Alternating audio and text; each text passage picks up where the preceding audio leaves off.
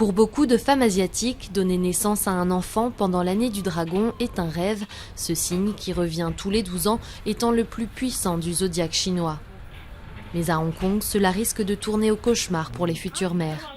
Chaque année, des dizaines de milliers de Chinoises du continent se rendent sur ce territoire pour accoucher, provoquant une pénurie de lits dans les maternités.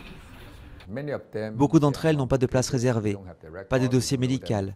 Nous ne les avons pas suivies et elles arrivent au dernier moment. Cela met beaucoup de pression sur le personnel. Presque la moitié des 80 000 bébés nés à Hong Kong l'année dernière avaient pour mère une Chinoise du continent. Certaines traversent la frontière pour échapper à la politique de l'enfant unique, toujours en vigueur en Chine.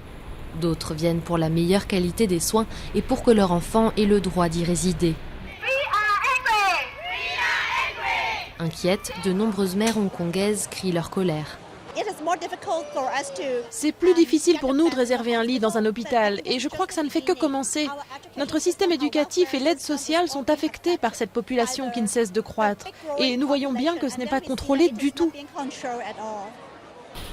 Les autorités de l'ancienne colonie britannique ont durci les conditions d'entrée avec une augmentation des contrôles à la frontière et une limitation des places dans les maternités pour les femmes venues de Chine continentale.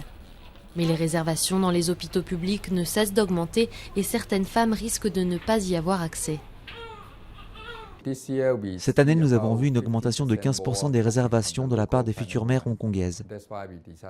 C'est pour ça que nous avons décidé de ne pas accueillir de Chinoises du continent, parce que nous voulons concentrer nos efforts sur les femmes d'ici.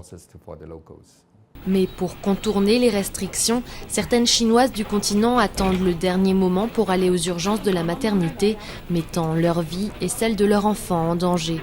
Les médecins prévoient un baby-boom pour cette année du dragon et craignent que la popularité de cette créature mythique ne fasse qu'aggraver une situation déjà difficile.